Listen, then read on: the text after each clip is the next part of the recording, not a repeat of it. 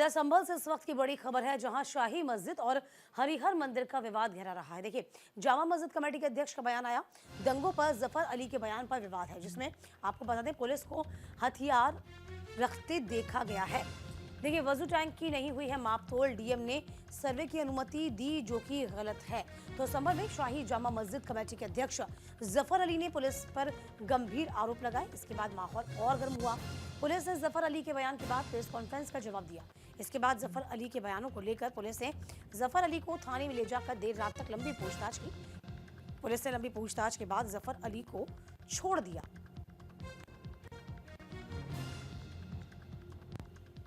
तो सर्वे पर बवाल, और देखिए किस तरीके से जब सर्वे शांतिपूर्ण चल रहा था उसके बाद बवाल बना। धीरे धीरे जो लोगों की भीड़ थी वो इकट्ठा होना शुरू हो गई।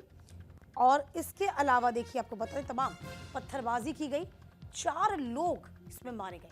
पुलिस की गाड़ियों को, उनकी बाइक्स को फूंक दिया गया। उपद्रवियों के द्वारा हालांकि 2500 लोगों पर मामला दर्ज कर लिया गया है। सभी को चिन्हित किया जा रहा है, लेकिन अब इस पूरे मसले पर राजनीति गरमा रही है।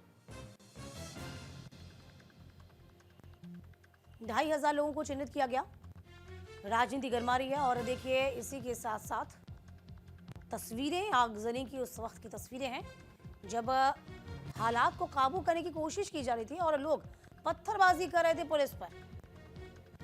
इस बीच बयानबाजी का दौर भी शुरू हो चुका था, आरोप प्रत्यारोप का दौर शुरू हो चुका था।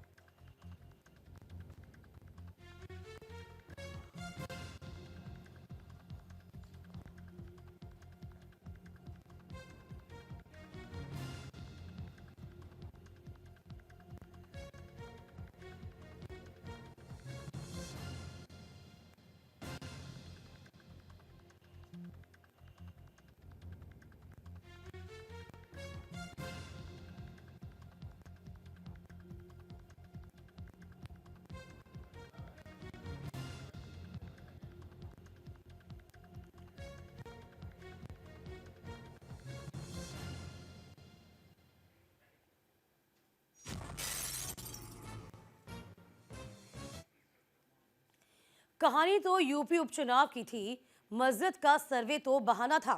दंगे के पीछे की फाइनल स्क्रिप्ट में सियासत को भी चमकाना था। ये हार का गुबार था या मुद्दे 2 थे और संभल निशाना था। जी हाँ, कहते हैं कि कारवां निकल गया, गुबार देखते रहे। चुनाव खत्म हो चुका है, जनता ने जीत और हार का फैसला भी कर दिया। लेकिन रिजल्ट के महज 18 घंटे के बाद ऐसा क्या हुआ कि संभल ने दंगे की शक्ल इख्तियार कर ली। इन सबके बीच संभल ने क्या किया? संभल ने दंगों की आग क्यों झेली? संभल को लेकर राजनीति चटकारे आखिरकार क्यों लिए जा रहे हैं? इसे समझिए हमारे इस खास रिपोर्ट में।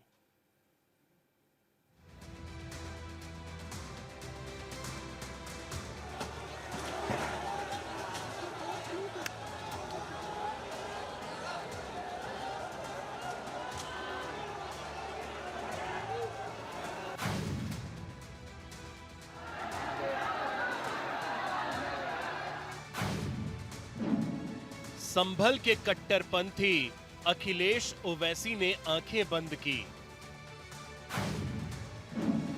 मस्जिद के सर्वे पर दंगल, किसने जलाया संभल? राजनीति की भेंट चढ़ा संभल, कहां से आए पत्थर? संभल की दंगा कंपनी, किसके ऑर्डर पर आगजनी? संभल में कहां से आए चुनावी पत्थर? चुनावी शोर ने पहले बरसाए थे फूल, जवाब मिला तो सड़कों पर पत्थर बिखर गए। उधर मुद्दा बदल गया, इधर किरदार बदल गए और बात सिर्फ सर्वे तक थी, लेकिन परिणाम बदला तो तेवर भी बदल गए। शांत रहो, क्यों बदला कर रहे हो? कौन क्या कह रहा है? अरे क्यों हो रहा है? शांत रहो, शांत रहो, शांत। हम तुम्हें समझा रहे हैं। शांत हो जाओ, शांत करो। जी हाँ, संभल इस वक्त संभल नहीं पाया है, कई बंदिशों में कैद है। संभल के पैरों में जख्म ढांकने के लिए बंदिशों वाली पट्टी बांधी गई है। कहीं स्कूल बंद तो कहीं इंटरनेट सेवा भी बंद हो गई है। क्योंकि इस वक्त संभल समझ नहीं पा रहा है कि वो जल क्यों गया, पत्थर की चोट क्यों खाई, अब उसे जवाब क्या मिला, जरा वो समझिए। सपा ने कहा कि उपचुनाव में धांधली छिपाने की कोशिश हुई, उस मुद्दे को दबाने के लिए संभल में दंगे करवाए गए। वहीं कांग्रेस ने कहा कि सरकार ने खुद माहौल खराब कराया। दंगों को लेकर सरकार का रिएक्शन आया कि निष्पक्षता से जांच कर एक्शन लिया जाएगा। उनकी जान गई। मैं फिर कहूंगा कि हिंसा किसी चीज का हल नहीं है। मैं हिंसा का समर्थन नहीं करता, लेकिन हर हिंसा के पीछे कोई ना कोई रीजन रहता है, कोई कारण रहता है। उस कारण को जानना भी बहुत जरूरी है। और जिस तरह से लगातार कभी किसी धार्मिक स्थल पे कभी किसी धार्मिक स्थल पे बार बार जो है अपना आधिपत्य दिखाने की और उसको उसके साथ जो है उसको अपने हिस्से में लेने की जो एक कवायद चल रही है, ये देश के लिए अच्छी नहीं है। देश में नफरत फैलाएगी, नुकसान करेगी। आप ये समझिए कि जब वर्शिप एक्ट 1919 है और वो ये कहता है कि 15 अगस्त 1947 को जो धार्मिक स्थल जिस स्थिति में था वैसे ही रहेगा। अब बाबरी के बाद इसका ये हो भी गया था, तो अब ये नया नया रोज कभी ज्ञानवापी, कभी बनारस, कभी जो है संभल, ये सब करके जो है मुझे ऐसा लगता है कि बुनियादी मुद्दों से ध्यान हटाना चाहते हैं। ये न्यायपालिका के आधार पर वहां पर सर्वे चल रहा था। जो भी घटना हुई है वो दुखद है और पूरी घटना की जांच होगी और निष्पक्ष कार्रवाई होगी। अब समझिए, संभल में चर्चा मस्जिद की हुई और चुनाव से दंगों को जोड़कर देखा जा रहा है। उसको समझने के लिए संभल में धर्म एंगल समझिए। संभल में हिंदू और मुस्लिम का धर्म एंगल देखें तो मुस्लिम की आबादी 1,71,514 है, जिसका परसेंटेज 77.67% है, यानी कि सबसे ज्यादा मुस्लिम आबादी वाला जिला। वहीं हिंदू की बात करें तो उनकी पॉपुलेशन महज 48,581 है, जिसका परसेंटेज 22% है, यानी बहुत कम। ऐसे में एक बार शक होता है कि शायद मस्जिद सर्वे को लेकर यह दंगा हुआ हो, लेकिन किसी कंक्लूजन पर पहुंचने से पहले जरा सोचिए कि अगर ऐसा है तो पहले दिन का सर्वे ठीक ठाक तरीके से कैसे हो गया, उस दिन कोई दंगा क्यों नहीं हुआ।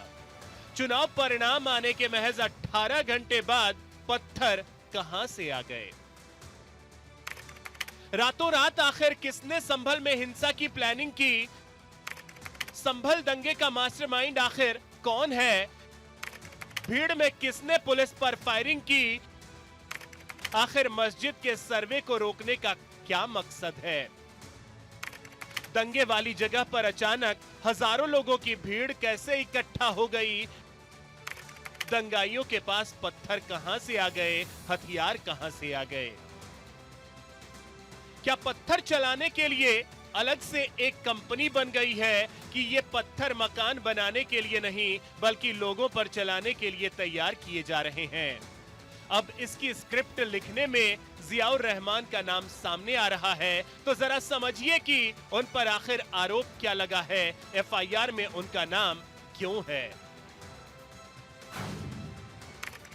जियाउर रहमान बर्क सपा सांसद हैं जिन पर एफआईआर दर्ज है। वहीं सुहेल इकबाल एमएलए इकबाल महमूद के बेटे हैं, इन पर भी एफआईआर दर्ज है।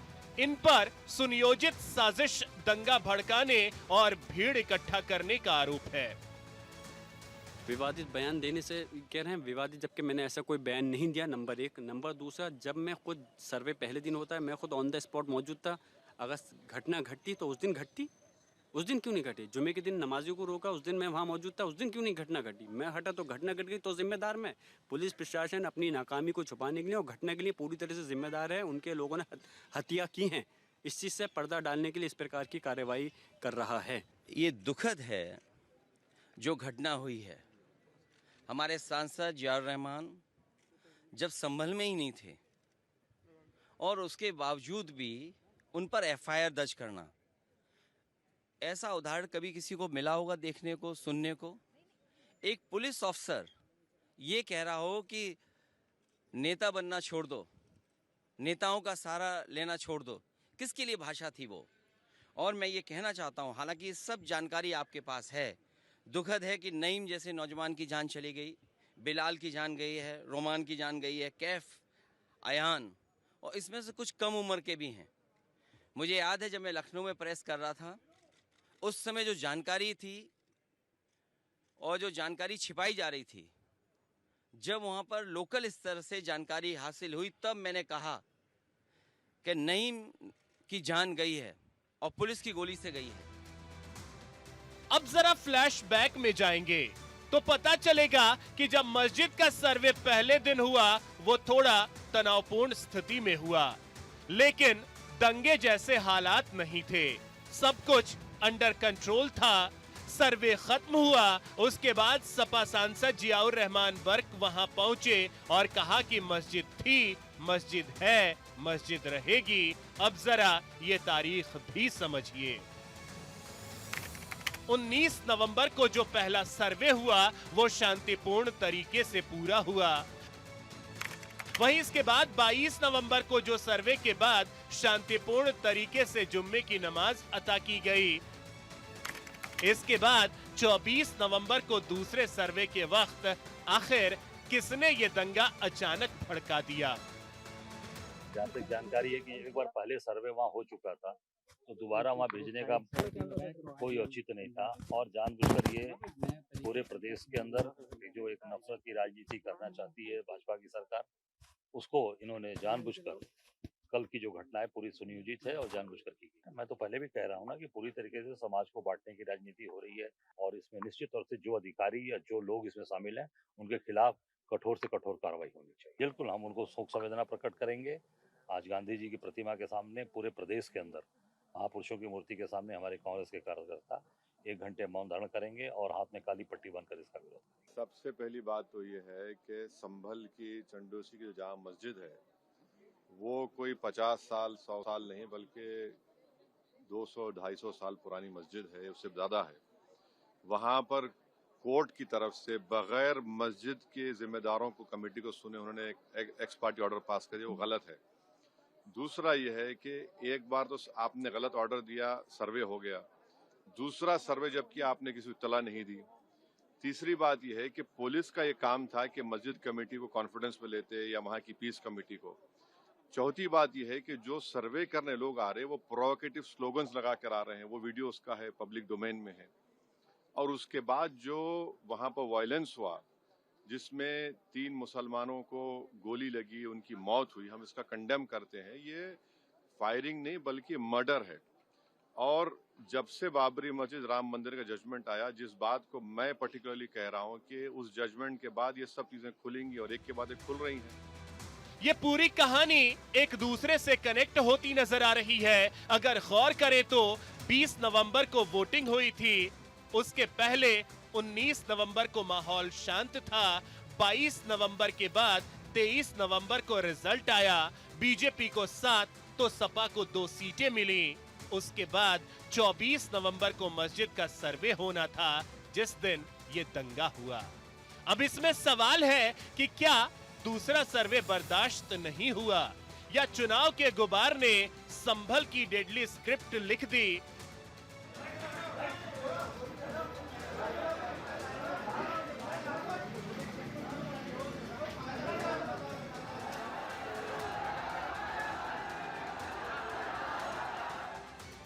यूपी में दंगों का प्रोडक्शन हाउस आखिर रन कौन कर रहा है? आखिर किसके इशारे पर यह दंगा फैक्ट्री काम कर रही है? क्या यह दंगा फैक्ट्री सिर्फ यूपी तक सीमित है या फिर इसकी कई और ब्रांचेस दूसरे राज्यों से भी कनेक्टेड है?